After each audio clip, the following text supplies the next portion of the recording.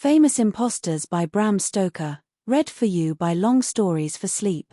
Let me know where in the world you are listening in the comments. Thanks. Sit back, relax. Here's Famous Imposters. 4. John Law. The Mississippi Scheme and its antecedents. The Great Mississippi Scheme, which wrought havoc on the French in 1720, is the central and turning point in the history of John Law, late of Lauriston, Controller General of Finance in France.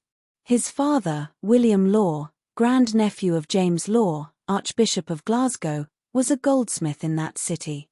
As in the 17th century, the goldsmiths were also the bankers and moneylenders of the community. A successful goldsmith might be looked on as on the highroad to great fortune. To William Law in 1671 was born his first son John, who had considerable natural talent in the way of mathematics and a nature which was such as to nullify their use. As a youth he showed proficiency in arithmetic and algebra, but as he was also in those early days riotous and dissipated, we may fairly come to the conclusion that he did not use his natural powers to their best advantage. He was already a gambler of a marked kind. Before he was of age he was already in debt and was squandering his patrimony. He sold the estate of Lauriston which his thrifty father had acquired, and gave himself over to a life of so-called pleasure. His mother, who had family ambitions, bought the estate so that it might remain in the family of its new possessors. He removed himself to London, where within a couple of years he was sentenced to death for murder, not a vulgar premeditated murder for gain, but the unhappy result of a duel wherein he had killed his opponent, a boon companion, one Austin, who had acquired the sobriquet of Beau Austin.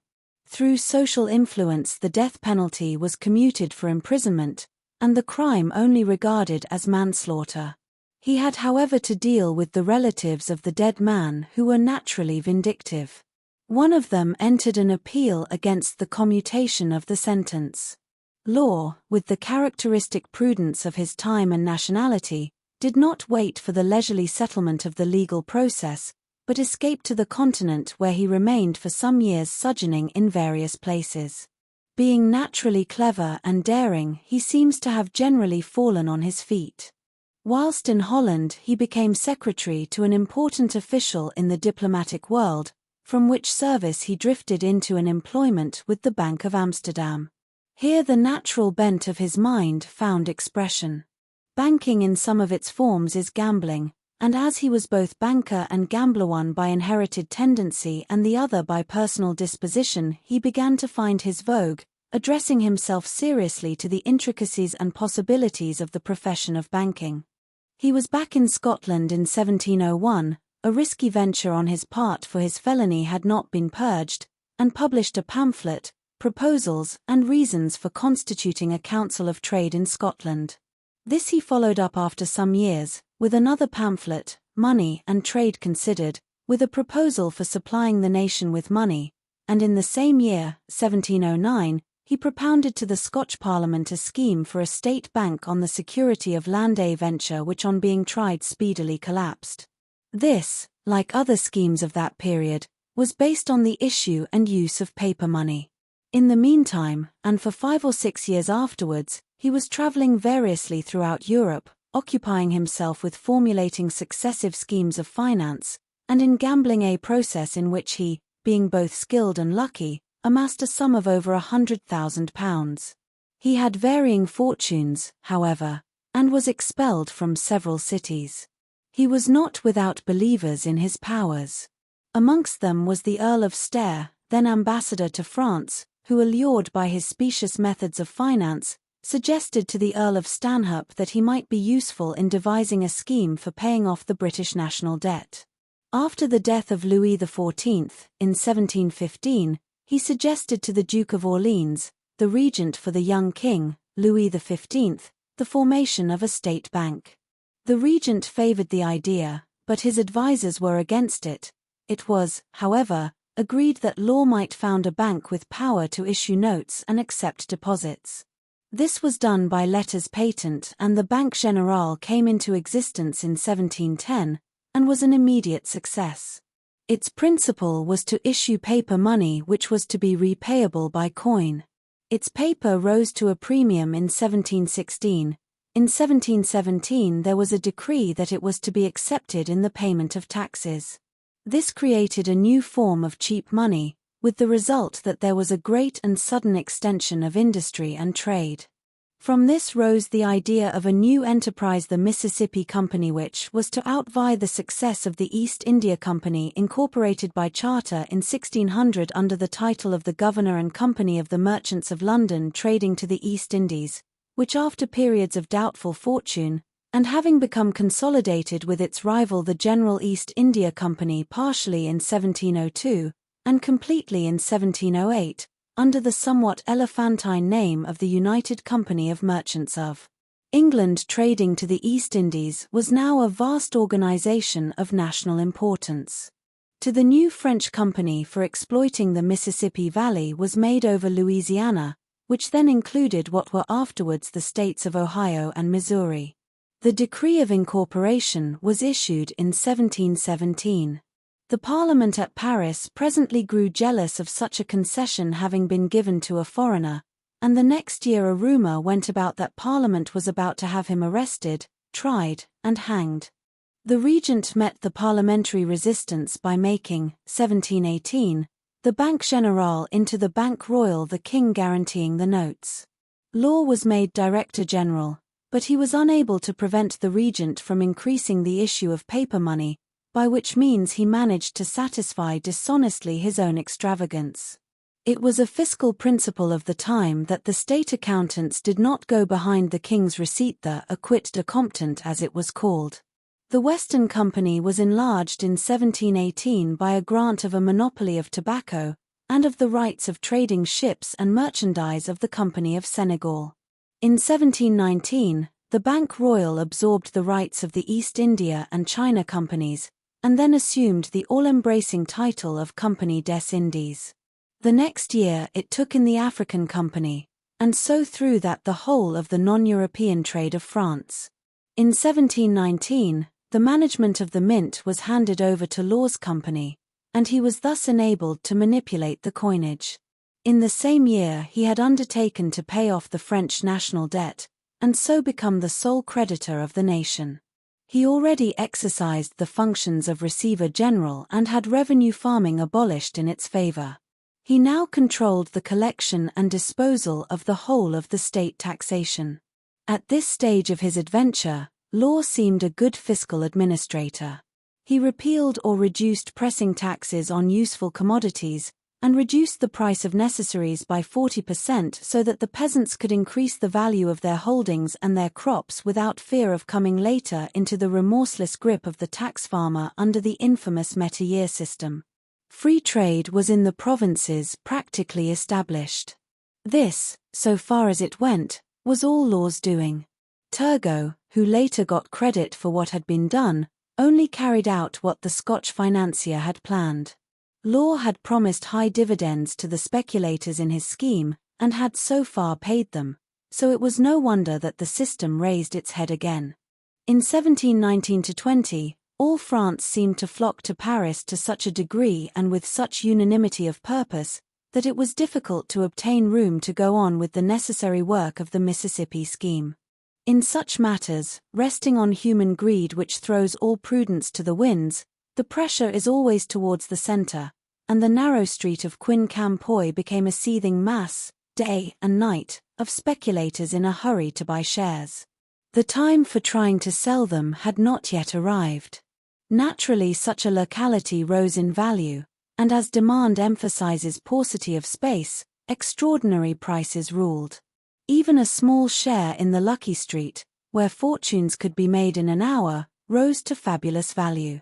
Houses formerly letting for £40 a year now fetched £800 per month. And no wonder, when shares of the face value of 500 livres sold for 10,000. When there is such an overwhelming desire to buy, then is the opportunity for sellers to realize, and the time for such speculation on the one side, and for such commerce on the other, is naturally short and the need pressing. At the beginning of 1720, everything seemed to be increasing in a sort of geometric ratio. After a dividend of 40% had been declared, shares of 500 value rose to 18,000.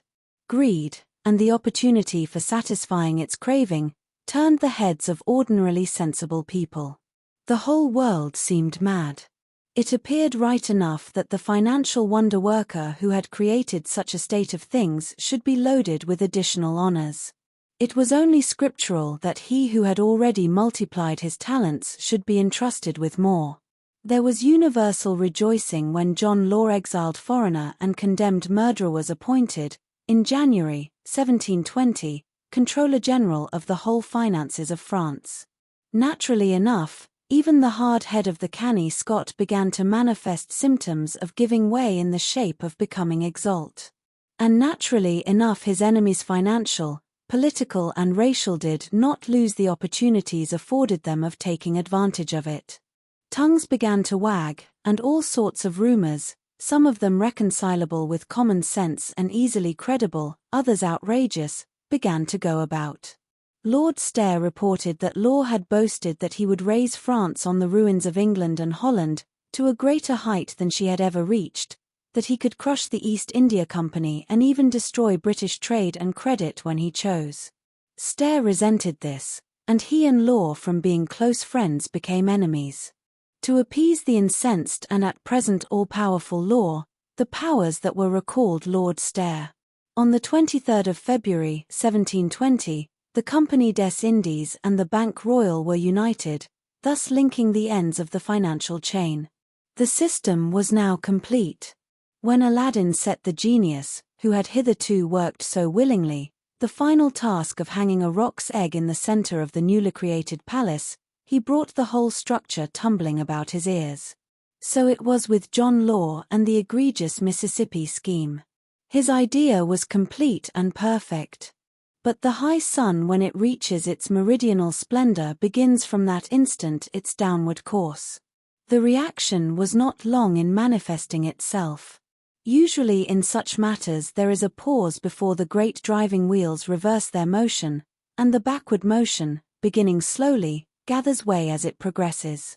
But in this case human intelligence and not soulless machinery was the propulsive force of reaction. The speculators had begun to work before the onward movement had come to an end or even begun to slacken. They were loaded up with a vast amount of stocks whose value, even if there had been money to redeem them, was severely limited, whereas they had purchased at prices varying between the first rise above nominal value and that reached by the last desperate speculator. It is not wise to hold such inflated stock too long, and in a crisis sailing master wisdom orders quartermaster caution to take a trick at the helm. When the bare idea of unification of financial interests was mooted, the wise holders of stock commenced to unload. When this movement began, its progress was rapid so long as there was anything to be moved. The first class to feel it were the bankers. The specie ran out like the pent-up water from a burst reservoir, till in an incredibly short time there was not sufficient remaining to afford the money change needed in daily life. The advisers and officials of the state, seriously alarmed, began at once to take strong measures supported by royal decrees. Then, as ruin began to stare the whole nation in the face more and more with every hour, desperate expedients were resorted to. The value of the currency was made by every stratagem, dishonest trick, and unscrupulous exercise of power, to fluctuate so that such differences or margins as arose might be grasped forthwith for national use. Payments in bullion, except for very small amounts, were forbidden. The possession of anything over 500 livres in specie was deemed an offence punishable by confiscation, partial or wholesale, and by fine. Domiciliary visits were paid to seek evidence of offence and to enforce the new laws, and informers in this connection were well paid. Then began a war, between public oppression and individual trickery, to defend acquired rights and evade unjust demands. The holders of paper money, unable to realize in specie, tried to protect themselves by purchasing goods of intrinsic value. Precious metals, jewels, and such like were bought in such quantities that the supplies diminished and the prices grew, until to avoid immediate ruin, such purchases were proclaimed illegal and prohibited. Then ordinary commodities of lesser values were tried as means of barter, till their prices too rose to such an extent that trade was paralyzed. In order to meet the growing danger, a still more desperate expedient was resorted to. A decree was issued the effect of which would be to reduce gradually, it was hoped, their obligation of bank notes to one-half their nominal value. This completed the panic, for here was a position which could not be guarded against by any prudence or wisdom. No one could henceforth by any possibility be financially safe. The speculators who had already realized were alone safe. Bona fide investors, if not already overwhelmed by disaster, saw the tide of ruin rising rapidly around them. Nothing within the power of the state could now be done to check or even lessen the state of panic, not even the reversal of the late decree in 10 days after its issue. To make matters still worse, the bank at this very time suspended payment. Probably in a wild endeavor to do something which would avert odium from itself by saddling the responsibility on someone else, the government procured the dismissal of Law from the Controller Generalship of Finance. However strange to say, he was very soon appointed by the Regent as Intendant General of Commerce and Director of the ruined bank. The much vaunted, idolized, and believed in system had now fallen hopelessly and was ruined forever. Law was everywhere attacked and insulted with such unmitigated rancor that he had to leave the country.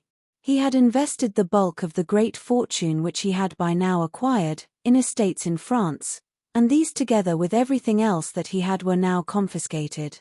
At the end of the same year, 1720, whilst he was at Brussels, he was asked by the command of the Tsar, Peter, to administer the finances of Russia, but declined.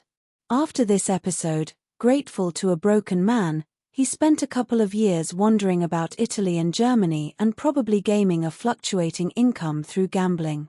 Next he was to be found in Copenhagen, where he had sought sanctuary from his creditors. Next year there was an outward change in his status, when he went to England, on a ship of war, at the invitation of the government. There he was presented to George I. Somewhat to his chagrin, he was denounced in the House of Lords as a Catholic. He had abjured his old belief of Protestantism before accepting the high office of Controller General of Finances in 1720, and an adherent of the Pretender. He pleaded in the King's Bench the royal pardon for the murder of Beau Austin, which had been sent to him in 1719. He spent the succeeding few years in England, whence he corresponded with the Duke of Orleans. He expected to be recalled to France, but his hope was never realized. He wished to go to the continent but was practically a prisoner in England, fearing to leave it lest he should be arrested by his creditors, amongst whom was the new French East India Company, which had been reconstructed on the ruins of the old. In 1725 Sir Robert Walpole, then Prime Minister, asked Lord Townshend, the Secretary of State, to give Law a king's commission of some sort, so that such might serve for his protection. In the same year he went to Italy. He died in Venice in 1729, in what, compared with his former state, was poverty. To the last he was a gambler, always ready to take long risks for a prospect, however remote, of large gain. A story is told that in his last years he wagered his last £1,000 to a shilling, 20,000 to 1, against the throwing of double sixes 6 consecutive times. The law of chances was with him and naturally he won. He renewed his wager, but the authorities would not allow the further gamble to take place. John Law married, quite early in life, the daughter of the Earl of Banbury and widow of Mr. Sanier. His widow died in 1747. Some of the members of his family were not undistinguished. His son died a colonel in the Austrian service, and one of his nephews became Comte de Lauriston and rose to be a general in the French army and aide-de-camp to the first Napoleon. He was made a Marshal of France by Louis XVIII. John Law was a handsome and distinguished-looking man, blond, with small dark grey eyes and fresh complexion. He made an agreeable impression on strangers. Saint Simon, the social historian, gave him a good character, innocent of greed and knavery, a mild good man whom fortune had not spoilt. Others of his time regarded him as a pioneer of modern statesmanship. How is it then that such a man must be set down an impostor? In historical perspective, as an impostor he must be regarded, though not as such in the narrowest view. The answer is that his very prominence sits amongst his judges. Lesser men, and greater men of lesser position, might well stand excused in matters wherein he is accorded condemnation. That in the captain's but a choleric word which in the soldier is flat blasphemy. If, when a man plays a game wherein life and death and the fortunes of many thousands are involved, it behoves him to be at least careful, much greater is his responsibility where the prosperity and happiness of nations are at stake. Had Law merely started new theories of finance, and had they gone wrong, he might well claim, and be accorded, excuse. But his were inventions of what, in modern slang, is called get-rich-quick principles. Not only did Law not enrich human life with one exception, that of enlarging the currency in use or add to the sum total of human well-being and happiness, he even neglected to show that forethought and consideration for others which in all honor ought to be exercised by the deviser and controller of great risks. He was a gambler, and a gambler only. He merely put into the pockets of some persons that which he had taken out of the pockets of others, and in doing so showed no consideration for the poor, the thrifty, the needy, for any of those whose contentment and happiness depend on such as are in high places and dowered in some way with productive powers. The soulless, uneducated churl who does an honest day's work does more for humanity than the genius who merely shifts about the already garnered wealth of ages. John Law posed as a benefactor and accepted all the benefits that accrued to him from the praises of those who followed in his wake and gleaned the rich wastage of his empire-moving theories and schemes. Financiers of Law's type no more benefit a country or enrich a people than do the hordes of wasters and tape-betting men who prey on labor as locusts do on the crops. If they wish not to do unnecessary harm, which is putting their duty at the lowest possible estimate, they should at least try to avoid repeating the errors which have wrecked others. A brief glance at the wreckage which lay well within the Scotch gambler's vision will show how he shut his eyes deliberately not only to facts, but to the many correlations of cause and effect. Before his Mississippi scheme was formulated, there had been experience of banking enterprises, of schemes for mercantile combination and for the exploitation of capital, of adventurous dealings in the developments of countries new and more or less savage, east and west and south. The following list will typify. Of all these John Law had knowledge sufficient to judge of difficulties to be encountered in the early stages, of dangers not only incidental to the things themselves, but based deep in human nature.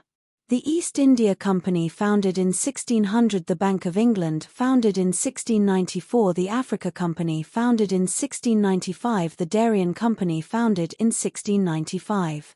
A glance at each of these, all of which were within the scope and knowledge of Law, their aims, formation, and development, up to the time spoken of, can hardly fail to be illuminative.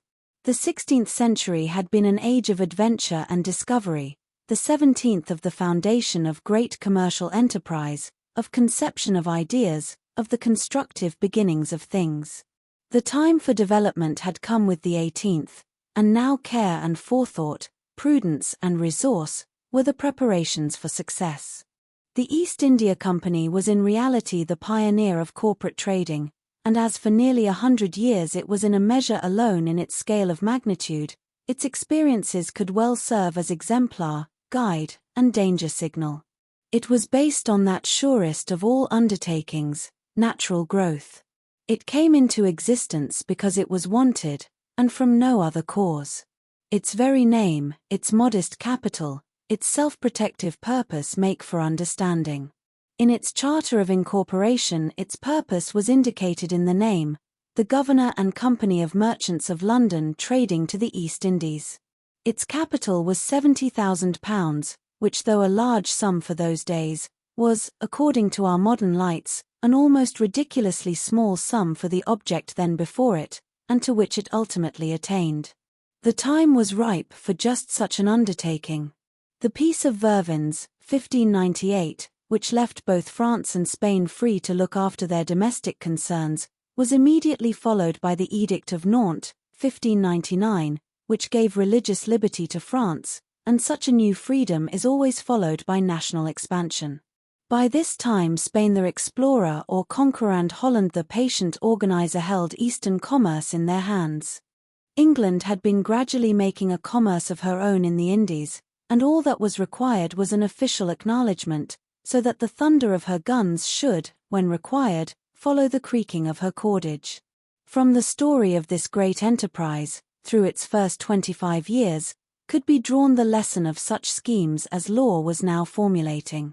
Though it had succeeded, in spite of Dutch and Portuguese opposition, in establishing factories when the historic massacre by the Dutch at Amboina in the Molucca Islands took place in 1725, the Eastern Company seemed near its dissolution. It was not till the establishment of the Hooley factory in 1742 that things began to look up. After that, fortune favored the company more than she had appeared likely to do at the start. The marriage of Charles II to Catherine of Braganza in 1661 brought progress in its train. Catherine's dower, which included Bombay and so put a part of Portugal's later possessions in British keeping, greatly stimulated the East India Company, which thenceforth was able to weather the storms that threatened or assailed. The privilege of making war on its own account, conceded by Charles II, gave the company a national importance which was destined to consolidate its interests with those of England itself. So strong did it become that before the end of the 18th century it was able to resist the attack on its charter made by a powerful and progressive rival, the new company. The rivals, after a few years of pourparlers and tentative efforts, were united in 1708, and thenceforth the amalgamation, under the title the United Company of Merchants of England trading to the East Indies, was practically unassailable on its own account. It was additionally safe in that it had the protection of the great Whig party under Godolphin.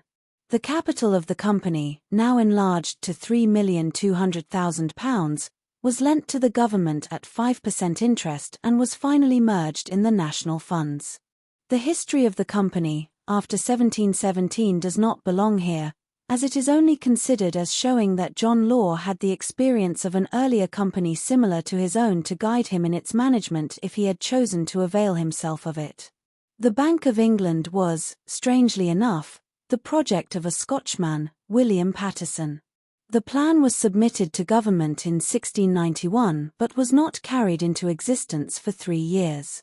It was purely a business concern, brought into effective existence through the needs of commerce, the opportunity afforded being the need of the state and the concern of the statesman.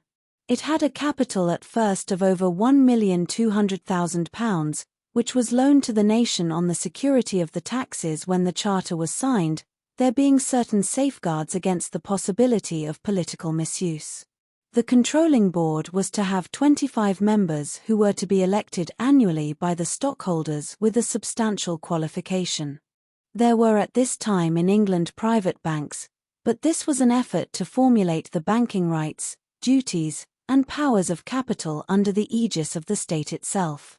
But even so sound a venture, enormously popular from the very first and with the whole might of the nation behind it, had its own difficulties to encounter. Its instantaneous success was an incentive to other adventurers, and the cooperation with government which it made manifest created jealousy with private persons and commercial concerns.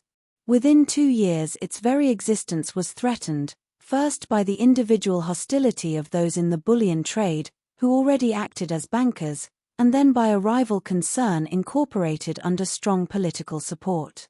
This was the National Land Bank, whose purpose was to use the security of real estate as a guarantee for the paper money which it issued for convenient usage. Strong as the Bank of England was by its nature, its popularity, and its support, it was in actual danger until the rival which had never caught on to use an apposite Americanism actually and almost instantaneously collapsed. The safety thus temporarily obtained was purchased at the cost to the government of a further loan of £2 million sterling with the value to the contra of an alliance thus begun with the Whig ministry. A further danger came from the mad and maddening South Sea scheme 5 years later, but from which it was happily saved solely through the greater cupidity and daring of the newer company. The Darien Company, which followed hard on the heels of the African Company, was formed in 1695, by Paterson, on the base of an Act of the Scottish Parliament for the purpose of making an opening for Scottish capital after the manner of the East India Company by which English enterprise had already so largely benefited. Its career was of such short duration and its failure so complete that there was little difficulty in understanding the causes of its collapse. It might serve for a pendant of Lamb's criticism of the meat that was ill-fed and ill-killed, ill-kept and ill-cooked.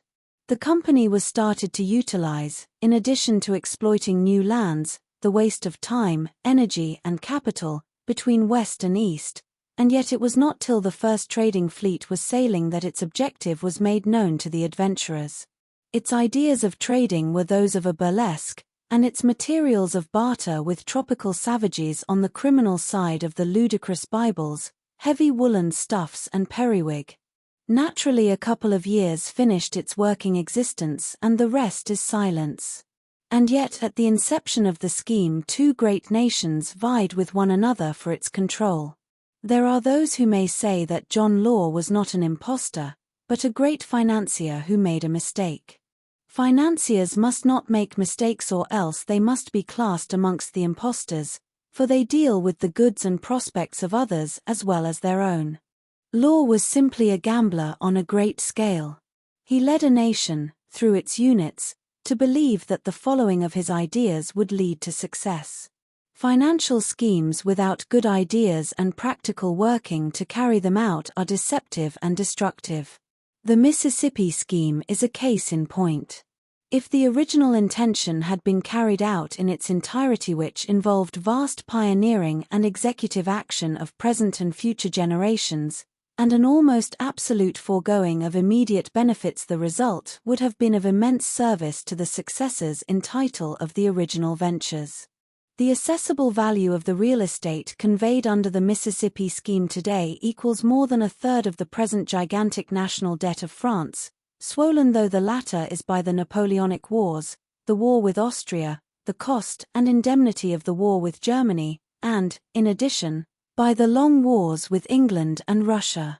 If human beings had been angels, content with the prospect of gains in the distant future, Law's schemes might have succeeded. As it was, he, working for his own purposes with an imperfect humanity, can only be judged by results. Read by Long Stories for Sleep.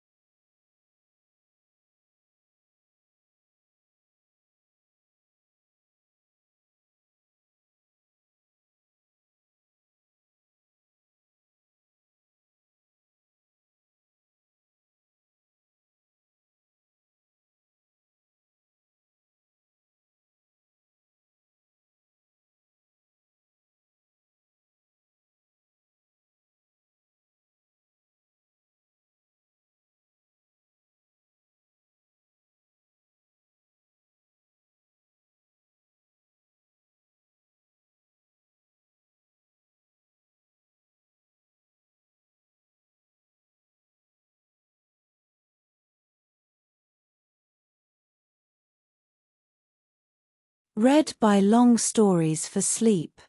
7. Women as Men. The motive for disguise. One of the commonest forms of imposture, so common that it seems rooted in a phase of human nature, is that of women who disguise themselves as men. It is not to be wondered at that such attempts are made, or that they were made more often formerly when social advancement had not enlarged the scope of work available for women. The legal and economic disabilities of the gentler sex stood then so fixedly in the way of working opportunity that women desirous of making an honest livelihood took desperate chances to achieve their object. We have read of very many cases in the past, and even now the humdrum of life is broken by the fact or the echo of some startling revelation of the kind. Only very lately the death of a person who had for many years occupied a worthy though humble position in London caused a post-mortem sensation by the discovery that the deceased individual, though looked on for about a quarter of a century as a man, a widower, and the father of a grown-up daughter, was in reality a woman. She was actually buried under the name of the man she had professed to be, Harry Lloyd. It is not to be wondered at that in more strenuous times, when the spirit of adventure was less curbed, and initial difficulties were less deadened by convention, cases of concealment of sex were far more numerous and more easily prolonged. In an age of foreign wars, many existing barriers against success in this respect were removed by general laxity of social conditions. Perhaps I may be allowed to say at the outset that, for my own part, my mind refuses absolutely to accept that which is generally alleged in each case, that the male comrades of women concealing their proper sex were, all through, ignorant of the true facts. Human nature is opposed to such a supposition, and experience bears out the shrewdness of nature. On occasions, or even for a time, it is possible to make such successful concealments. But when we are told that a woman has gone through a whole campaign or a prolonged voyage in all the overcrowded intimacy of tent and bivouac or of cabin and forecastle, without such a secret being suspected or discovered, the narrator makes an overlarge draft on human credulity. That such comrades, and many of them, forbore to give away the secret, no matter how it had come into their possession, we may well believe. Comradeship is a strong factor in such matters, and it has its own loyalty, which is never stronger than when the various persons interested are held together by the knowledge of a common danger.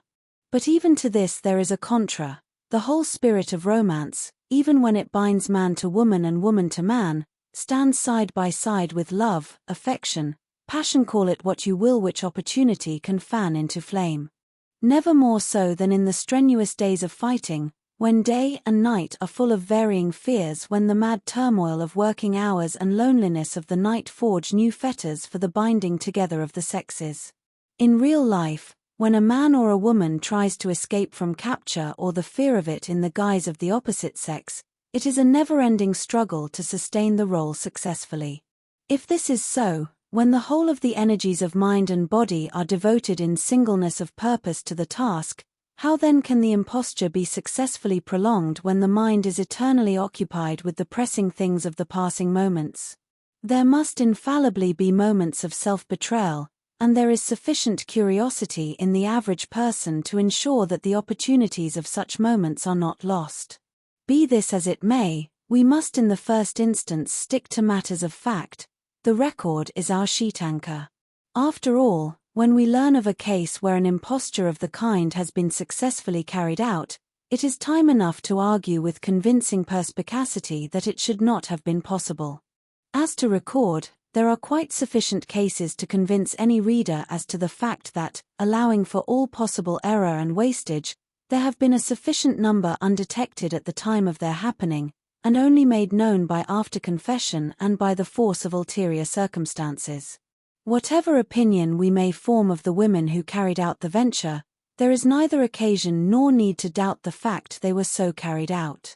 The consideration of a few cases culled from the records of this class of successful imposture will make this plain.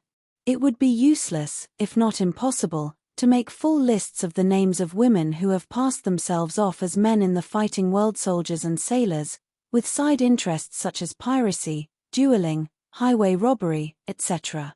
Amongst the female soldiers are the names of Christian Davis, known as Mother Ross, Hannah Snell, Phoebe Hessel. Amongst the sailors those of Mary Talbot, and Mills, Hannah Whitney, Charles Waddell. In the ranks of the pirates are Mary Read and Anne Borney. In many of these cases are underlying romances, as of women making search for lost or absconding husbands, or of lovers making endeavors to regain the lost paradise of life together. If there were nothing else in these little histories, their perusal in detail would well repay attention as affording proof of the boundless devotion of woman's love. No matter how badly the man may have treated the woman, no matter how heartlessly or badly he may have behaved towards her, her affection was proof against all. Indeed, it makes one believe that there is some subtle self-sustaining, self-ennobling quality in womanhood which her initial self-surrender makes a constant force towards good. Even a nature which took new strength from the turmoil of battle, from the harrowing suspense of perpetual vigil, from the strain of physical weakness bravely borne, from pain and want and hunger, instead of hardening into obstinate indifference, seems to have softened as to sentiment, and been made gentle as to memory, as though the sense of wrong had been purged by the forces of affliction. All this, though the stress of campaigning may have blunted some of the conventional susceptibility of womanhood. For the afterlife of some of these warlike heroines showed that they had lost none of the love of admiration which marks their sex, none of their satisfaction in posing as characters other than their own. Several of them found pleasure in a new excitement different from that of battle, in the art of the stage. Whenever any of them made any effort to settle down in life after their excitement in the life of the camp or the sea, such did so at some place, and in some way congenial to herself and consistent with the life which she was leaving. B. Hannah Snell. Hannah Snell is a good instance of how the life of a woman who was not by nature averse from adventure was molded by chance in the direction which suited her individuality. Of course, liking for a militant life, whether in conventional or exceptional form, presupposes a natural boldness of spirit, resolution, and physical hardihood, all of which this woman possessed in an eminent degree. She was born at Worcester in 1723, one of the family of a hosier who had 3 sons and 6 daughters. In 1740, when her father and mother were dead, she went to live at Wapping with a sister who had married a ship carpenter named Gray. There she married a Dutch sailor, who before her baby was born, had squandered such little property as her father had left her, and then deserted her. She went back to her sister, in whose house the baby died. In 1743, she made up her mind to search for her husband. To this end she put on man's clothes and a man's name, that of her brother-in-law, and enlisted in General Guise's regiment. At Carlisle, whither the regiment was sent, she learned something of a soldier's duties. In doing so she was selected by her sergeant, a man called Davis, to help him in carrying out a criminal love affair. In order to be able to warn the girl, she pretended acquiescence. In revenge, the sergeant reported her for an alleged neglect of some duty for which, according to the barbarous system of the time, she was sentenced to 600 lashes. Of these she had actually received 500 when, on the intervention of some of the officers, the remaining 100 were foregone. After this, fearing further aggression on the part of the revengeful petty officer, she deserted. She walked all the way to Portsmouth, a journey which occupied a whole month, where she again enlisted as a Marine in Fraser's regiment, which was shortly ordered on foreign service to the East Indies. There was a storm on the way out, during which she worked manfully at the pumps. When the ship had passed Gibraltar, there was another bad storm in which she was wrecked. Hannah Snell found her way to Madeira and thence to the Cape of Good Hope. Her ship joined in the taking of Arcacapong on the Coromandel coast, in which action Hannah fought so bravely that she was praised by her officers. Later on she assisted in the siege of Pondicherry, which lasted nearly 3 months before it had to be abandoned. In the final attempt she served on picket duty and had to ford, under fire, a river breast high. During the struggle she received 6 bullets in the right leg, 5 in the left leg, and 1 in the abdomen. Her fear was not of death but discovery of her sex through the last-named wound. By the friendly aid of a black woman, however, she avoided this danger. She managed to extract the bullet herself, with her finger and thumb, and the wound made a good cure. This wound caused her a delay of some weeks, during which her ship had to leave for Bombay and was delayed 5 weeks by a leak. Poor Hannah was again unfortunate in her officers. One of them, to whom she had refused to sing, had her put in irons and given a dozen lashes. In 1749 she went to Lisbon, where she learned by chance that her husband had met at Genoa the death penalty by drowning, for a murder which he had committed. Discovery of her sex and her identity would have been doubly dangerous now, but happily she was able to conceal her alarm and so escaped detection. She got back to London through Spithead and once more found shelter in the house of her sister, who at once recognized her in spite of her disguise. Her fine singing voice, which had already caused her to be flogged, now stood her in good stead. She applied for and obtained an engagement at the Royalty Theatre, Close Square, and appeared with success as Bill Bobstay a sailor and Firelock a soldier. She remained on the stage for some months, always wearing male dress. The government of the day gave her, on account of the hardships she had endured, a pension of £20 per annum. Later on she took a public house at Wapping. The sign of her hostelry became noted. On one side of it was painted in effigy the British tar and on the other the valiant marine, and underneath the widow in masquerade, or the female warrior. As Hannah appeared during her adventurous career as both soldier and sailor, she affords, in herself, an illustrious example of female courage as well as female duplicity in both of the services. C. L. A. Maupin. The majority of the readers of the English-speaking race who enjoy Théophile Gautier's fascinating romance Mademoiselle de Maupin are not aware that the heroine was a real person. The novelist has of course made such alterations as are required to translate crude fact into more elegant fiction, and to obliterate so far as can be done the criminal or partly criminal aspect of the lady's venturous career. But such is one of the chief duties of an artist in fiction. Though he may be an historian, in a sense, he is not limited to the occasional bareness of truth. His object is not that his work shall be true but rather what the French call vraisemblable. In narrative, as in most arts, crudeness is rather a fault than a virtue, so that the writer who looks for excellence in his work has, without losing force, to fill up the blanks left by the necessary excision of fact by subtleties of thought and graces of description, so that the fullness or rotundity of the natural curves shall always be maintained. In truth, the story of La Maupin is so laden with passages of excitement and interest that any writer on the subject has only to make an agreeable choice of episodes sufficiently dramatic, and consistent with each other, to form a cohesive narrative. Such a work has in it possibilities of great success, if only the author has the genius of a Théophile Gautier to set it forth. The real difficulty which such an one would have to contend against would be to remove the sordidness, the reckless passion, the unscrupulousness, the criminal intent which lies behind such a character. The Mademoiselle de Maupin of real life was a singer at the opera in Paris at the end of the 17th century. She was the daughter of a man of somewhat humble extraction engaged in secretarial work with the Count d'Armagnac, and whilst only a girl married a man named Maupin employed in the province. With him she had lived only a few months when she ran away with a maître d'armes, Anglicy, a fencing master, named Serene. If this individual had no other good quality in matters human or divine, he was at least a good teacher of the sword. His professional arts were used in the service of his inamorata, who became herself an excellent swordsman even in an age when swordsmanship had an important place in social life. It may have been the sexual equality implied by the name which gave the young woman the idea, but thenceforth she became a man in appearance.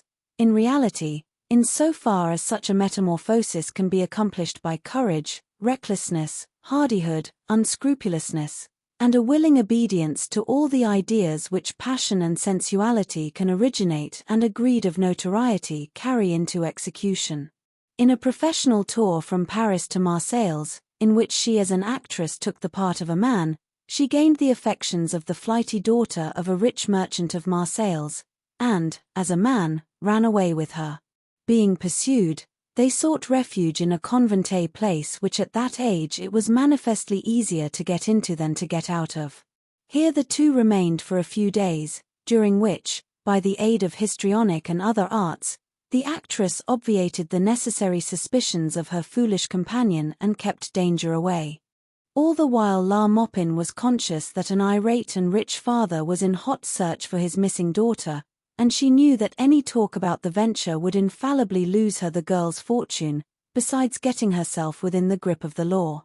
So she decided on a bold scheme of escape from the convent, whereby she might obliterate her tracks. A nun of the convent had died and her body was awaiting burial. In the night La Maupin exchanged the body of the dead nun for the living one of her own victim.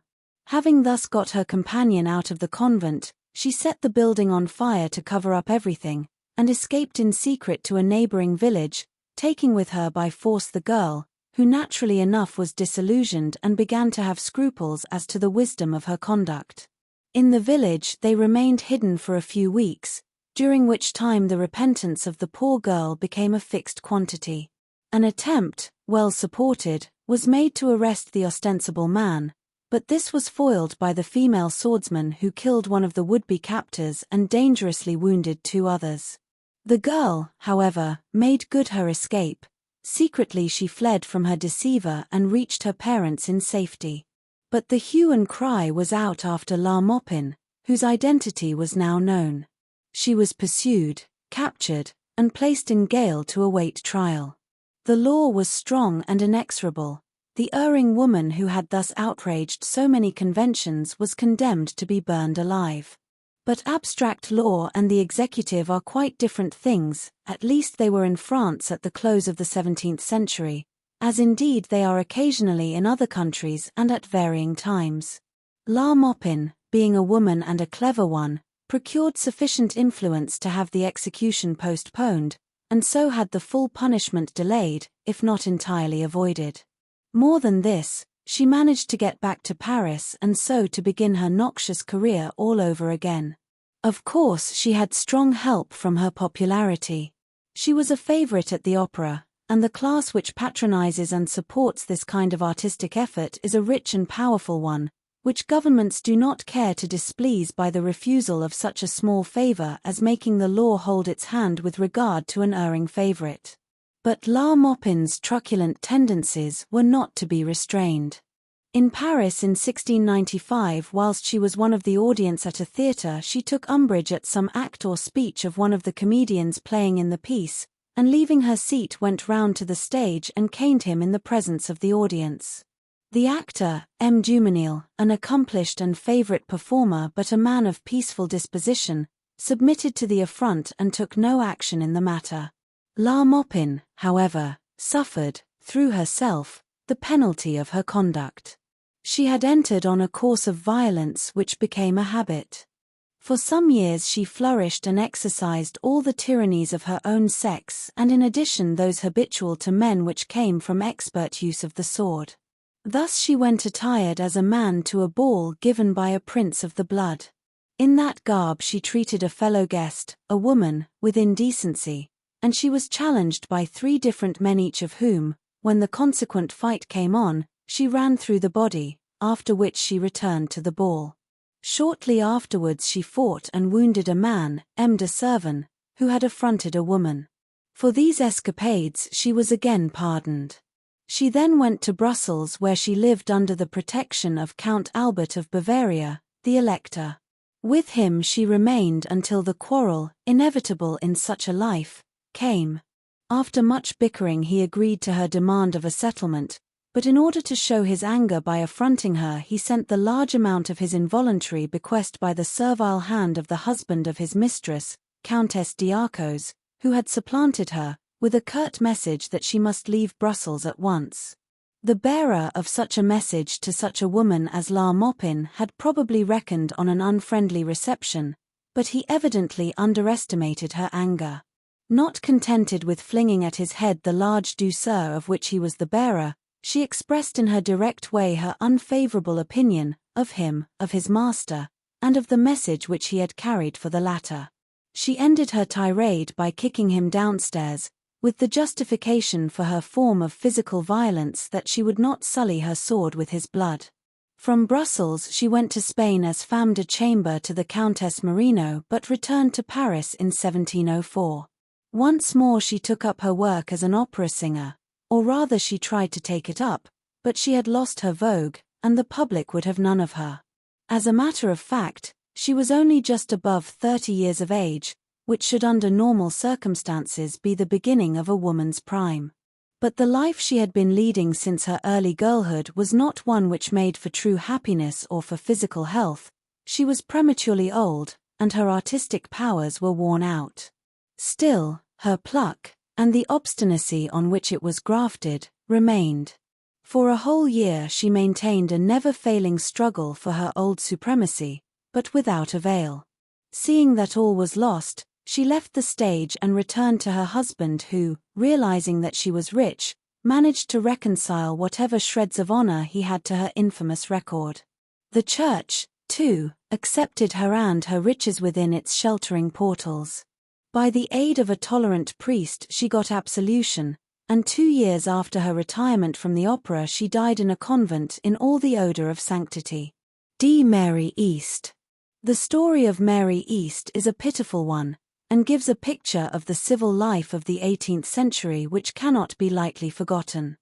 The condition of things has so changed that already we almost need a new terminology in order that we may understand as our great-grandfathers did. Take for instance the following sentence and try individually how many points in it there are, the full meaning of which we are unable to understand. A young fellow courted one Mary East, and for him she conceived the greatest liking, but he going upon the highway, was tried for a robbery and cast, but was afterwards transported. The above was written by an accomplished scholar, a doctor of divinity, rector of an English parish. At the time of its writing, 1825, every word of it was entirely comprehensible.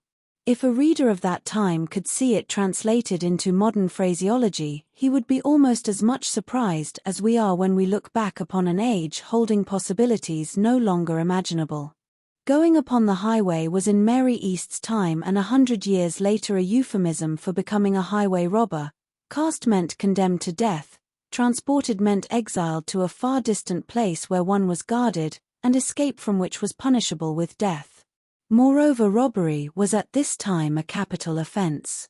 In 1736, when Mary East was 16, life was especially hard on women. Few honest occupations were open to them, and they were subject to all the hardships consequent on a system in which physical weakness was handicapped to a frightful extent. When this poor girl was bereft of her natural hope of a settlement in life, she determined, as the least unattractive form of living open to her, to remain single. About the same time a friend of hers arrived at the same resolution but by a different road, her course being guided thereto by having met with many crosses in love. The two girls determined to join forces, and on consulting as to ways and means decided that the likeliest way to avoid suspicion was to live together under the guise of man and wife. The toss of a coin decided their respective roles, the breeches part as it is called in the argot of the theatre, falling to East. The combined resources of the girls totaled some £30 sterling, so after buying masculine garb for Mary they set out to find a place where they were unknown and so might settle down in peace. They found the sort of place they sought in the neighbourhood of Epping Forest where, there being a little public-house vacant, Mary now under the name of James Howe became the tenant. For some time they lived in peace at Epping, with the exception of a quarrel forced by a young gentleman on the alleged James Howe in which the latter was wounded in the hand. It must have been a very one-sided affair, for when the injured man took action he was awarded £500 damages, a large sum in those days and for such a cause. With this increase to their capital the two women moved to Limehouse on the east side of London, where they took at Limehouse Hole a more important public house. This they managed in so excellent a manner that they won the respect of their neighbours and throve exceedingly. After a time they moved from Limehouse to Poplar, where they bought another house and added to their little estate by the purchase of other houses. Peace, hard work, and prosperity marked their life thenceforward, till 14 years had passed since the beginning of their joint venture. Peace and prosperity are, however, but feeble guardians to weakness.